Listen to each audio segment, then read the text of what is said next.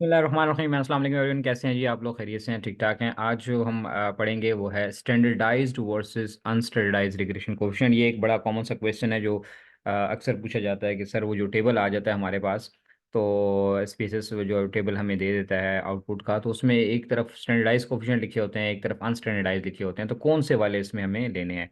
तो आज हम इसको ज़रा समझ लेंगे। तो कोका मंजूर आपकी खिदमत में हाजिर है जी, teacher and research coach, and you can see my WhatsApp number, email address and YouTube link, and you can comment me, you can contact me by using any of this medium, right? So unstandardize coefficients को पहले हम देखते हैं कि अनस्टैंडर्डाइज क्या होता है। अनस्टैंडर्डाइज coefficient, जैसे कि मैंने अभी आपको बताया कि हम उसमें क्या करते हैं कि जब हम रिग्रेशन रन करते हैं एसपीएसएस में जाके, तो हमें एक आउटपुट दे देता है। तो जो सबसे पहले हमारे पास आ जाते हैं कोफिशिएंट्स, वो हमारे अनस्टैंडर्डाइज लिखते हैं, पहले जो कॉलम आ जाता है। मैं आपको यहाँ पे दिखाता हूँ ताकि आपको अच्छे से ज़रा समझ आ जाए। ये देखें, ये इस तरह का जब आप उसको रन करते हैं ना रिग्रेशन को, तो फ़र्ज़ करें हमारा कोई भी एक वेरिएबल है, BIM है, और या कोई भी वेरिएबल है, तो उसमें जब हम उसको रन करते हैं तो हमें इस तरह का एक टेबल दे देता है। तो ये देखिए, सबसे पहला जो कॉलम आ रहा है वो आता है अनस्टैंडर्डाइज कोफिशिएंट का। तो ये जो वैल्यूज़ होती हैं बीटा की, ये हमारा इंटरसेप्ट हो गया, ठीक है, 1.156। और ये जो 0.64 है, ये हमारा बीटा वन, यानी पहला कोफिशिएंट हो गया, ठीक है, पहले वेरिएबल का। अब सवाल ये पैदा होता है कि ये भी बीटा लिखा हुआ है, तो क्या हम ये वाली वैल्यू ले लें या ये वाली वैल्यू ले लें? तो पहले हम इसको डिस्कस कर लेते हैं कि अनस्टैंडर्डाइज कोफिशिएंट्स क्या होते हैं, और हमें एक इन सूरतों में हमें इसको यूज़ करते हैं, और जब क्या वजूहत होती हैं कि हमें फिर अनस्टैंडर्डाइज के बजाय स्टैंडर्डाइज कोफिशिएंट्स को यूज़ करना पड़ता है। अब यहाँ पे आगे चल के आपको समझ भी आ जाएगी। अब ये देखें, इसमें और इसमें इतना कितना खास फर्क नहीं आ रहा, 0.64 ठीक है ना, या 641 है, 644 है। अब चूंकि इसमें एक वेरिएबल है, इसीलिए अभी आगे चल के हम देखेंगे तो आपको पता चलेगा कि कितना इससे फ़र्क आता है अनस्टैंडर्डाइज अनस्टैंडर्डाइज के अंदर।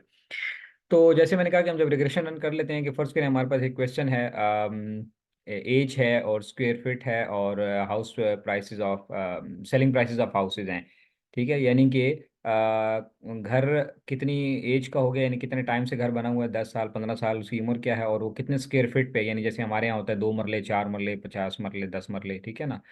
और या उसको स्क्वायर फीट में देख लें कि जी 100 स्क्वायर फीट है, 200 है, 500 है, 1000 है, 2000 है।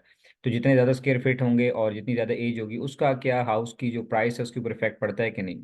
तो ये हमारी हाइपोथेटिकल सी रिग्रेशन लाइन बन जाएगी। ये हमारा डिपेंडेंट वेरिएबल हो गया, प्राइसेस ऑफ हाउस। ये हमारा बीटा नॉट हो गया, बीटा वन, यानी पहला वेरिएबल एज है और दूसरा वेरिएबल हमारे पास उसकी उसका एरिया है स्क्वायर फीट के अंदर, ठीक है। अब हमने, ये हमारे पास डेटा था, ठीक है, इस डेटा से हमने, ये हमारा पहला आईवी हो गया, ये दूसरा आईवी है, और ये प्राइस हमारा डीवी है, ठीक है। इसको जब हमने रन किया तो ये हमारे पास टेबल आया। अच्छा, मैंने आपकी आसानी के लिए सिर्फ इसको सिंपल कर दिया टेबल को, पहले सिर्फ एक ही कोफिशिएंट लिखे हैं, ये वाले अनस्टैंडर्डाइज्ड कोफिशिएंट है, ठीक है, और ये स्टैंडर्ड एरर है, मिक्स नहीं करना इसको। ये टी वैल्यू है और ये पी वैल्यू। अच्छा, अब यहाँ पे देखें कि क्या आ रहा है, एज के जो कोफिशिएंट आ रहा है वो आ रहा है -409, यानी जितनी एज बढ़ रही है उतनी उसकी प्राइसेस कम हो रही है। जैसे आमतौर पे भी होता है कि घर बहुत पुराना हो जाए तो उसकी वैल्यू कम होना शुरू हो जाती है। तो ये क्या है, -409, और स्क्वेयर फिट ये पॉजिटिव आ रहा है, तो इसका मतलब है कि क्या है कि जितना स्क्वेयर फिट यानी एरिया जितना बढ़ रहा है उतनी घर की वैल्यू बढ़ रही है। अब हम इसको इंटरप्रेट पहले देख लेते हैं कैसे करते हैं। हम इसको इंटरप्रेट कैसे करते हैं कि जी अगर हम हाउस को, एज को, अगर घर की एज जो है वो 1 यूनिट से चेंज हो जाए तो उसकी प्राइस जो है वो 409.883 से चेंज होती है, ठीक है। इसी तरह हम इसको भी इंटरप्रेट करते हैं कि जी अगर वो घर जो है वो 1 स्क्वायर फीट बढ़ेगा तो उसकी प्राइस जो है वो 100.866 थाउजेंड डॉलर्स या रुपीज़ जो है वो ज़्यादा हो जाएगी।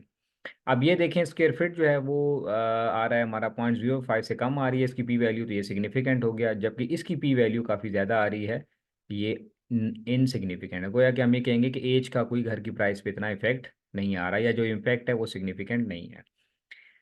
अब जो समझने वाली बात है वो ये है कि अब बज़ाहिर ऐसे लगता है कि जो एज का जो रोल है वो इसके ऊपर बहुत ज़्यादा है प्राइस के ऊपर। तो आप देखें, ज़्यादा इफेक्ट इसका आ रहा है और कम इफेक्ट स्क्वायर फीट का आ रहा है।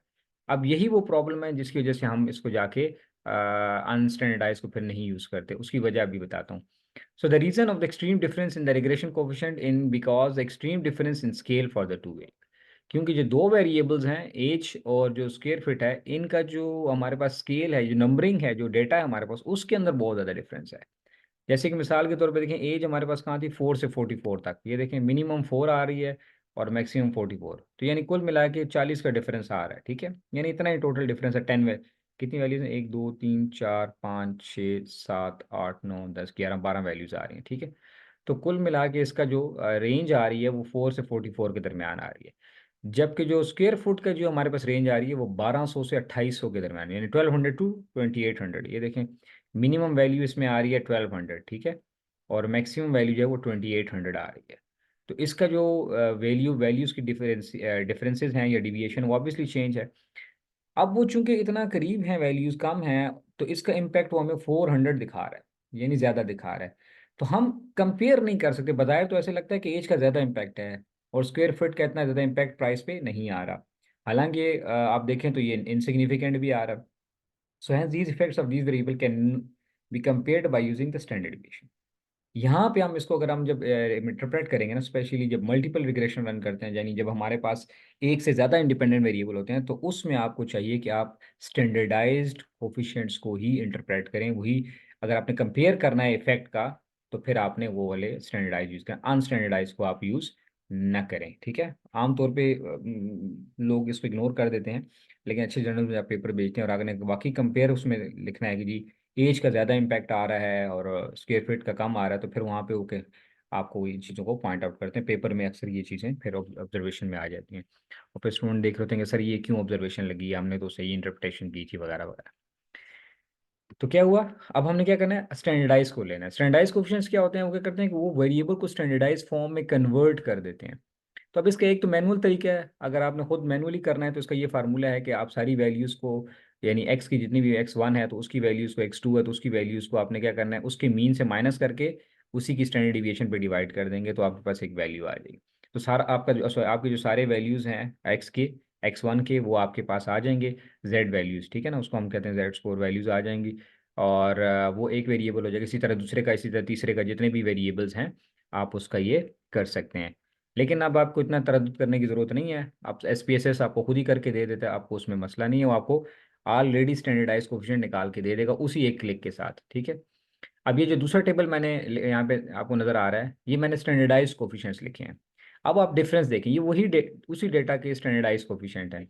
एज कितनी आ रही है, -0.092, और स्क्वेयर फीट कितना आ रहा है, 0.885।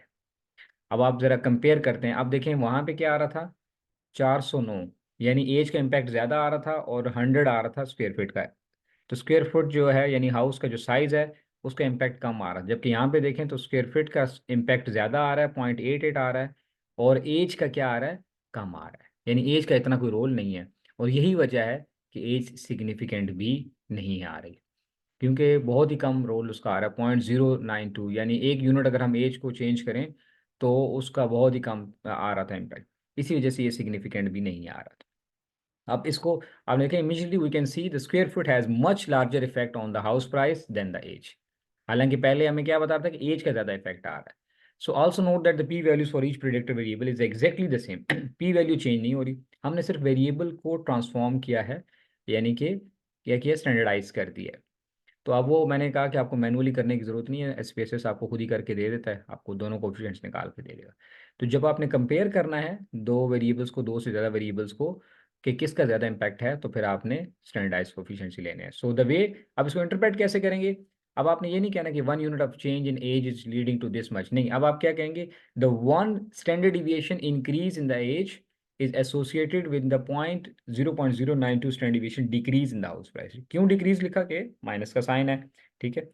assuming the square footage held constant, अब हमने क्या किया, स्क्वायर को हमने कांस्टेंट लेके, यानी कि सिर्फ एज का इम्पैक्ट हम देख रहे हैं तो इतना आ रहा है। इसी तरह जब हम सिर्फ स्क्वायर फीट का इम्पैक्ट देखेंगे कि जी साइज का कितना इम्पैक्ट आ रहा है घर के ऊपर, घर की प्राइस पे, तो हम कहेंगे one standard deviation increase in the square feet is associated with 0.885 standard deviation increase in the house. आप देखें दोनों इंक्रीज हैं क्योंकि ये पॉजिटिव है। तो इस तरह से करके आपने इसको क्या करना है, इंटरप्रेट करना है। तो हासिल वसूल सारी बात का ये है, कंक्लूजन ये है कि जब आप एक आध वेरिएबल हो तो फिर आप अगर अनस्टैंडर्डाइज भी कर लें तो इतना इम्पैक्ट नहीं पड़ता, क्योंकि आपने कोई कंपैरिजन तो करना नहीं है कि एक ही वेरिएबल का इम्पैक्ट डिपेंडेंट पे देखना है। लेकिन जब आपके पास एक से ज़्यादा हो और आप ये देखना चाह रहे हो कि कौन सा वेरिएबल ज़्यादा इम्पैक्ट डाल रहा है, तो फिर आप कंपेयर अगर करना चाह रहे हैं तो फिर इट्स बेटर कि आप स्टैंडर्डाइज कोफिशिएंट्स को यूज़ करें, और फिर उनकी इंटरप्रिटेशन सिंपल नहीं करनी। आपने ये नहीं कहना कि 1 unit change in age is impacting this much on the price, बल्कि आपने कहना 1 unit of standard deviation change या इंक्रीज या डिक्रीज इज एसोसिएटेड विद इतना इंक्रीज या decrease with the house prices. ठीक हो गया।